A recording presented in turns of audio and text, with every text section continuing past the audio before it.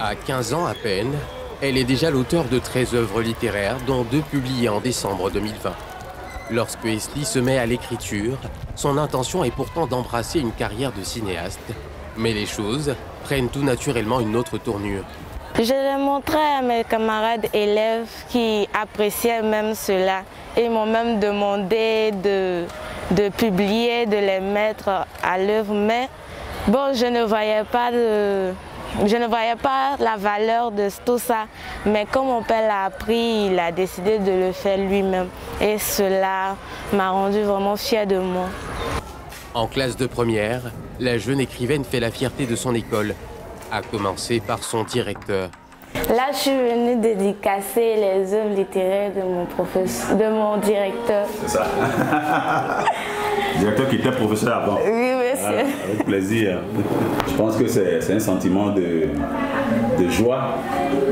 Et comme je le dis souvent, c'est dans ces moments-là que vous êtes fier d'être directeur d'un établissement. Parce que c'est une chance d'avoir quelqu'un de la trempe de Mao qui a ce talent-là, qu'elle met à la disposition de la nation ivoirienne. Ce matin, Esli se rend à la librairie qui accueille ses livres. Une première depuis la parution de ses 2 premiers ouvrages. Dans mon étymologie, je suis une fille qui aime beaucoup se créer un autre monde. J'ai décidé de créer mon monde dans les livres et voici ce que j'ai fait. Ce sont mes œuvres maintenant. Je suis déjà rentrée dans le monde de l'écriture et je crois que je ne peux plus en sortir. C'est déjà signé sur mon front, je peux dire.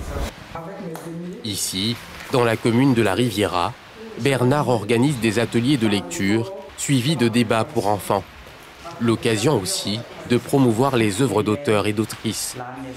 Depuis 2015, nous avons lancé le centre de lecture pour enfants dans le but d'aider les enfants à aimer le livre et la lecture, mais surtout de faire la promotion du livre chez eux. Nous travaillons, on va dire, spécialement qu'avec les femmes écrivaines, parce que ce sont elles qui sont les plus sensibles à la promotion du livre et ce sont elles qui sont les plus sensibles à donner le goût du livre aux enfants. La première écrivaine ivoirienne, Simone Kaya, se fait connaître du grand public à travers son recueil emblématique, Les danseuses d'Impeya, en 1976.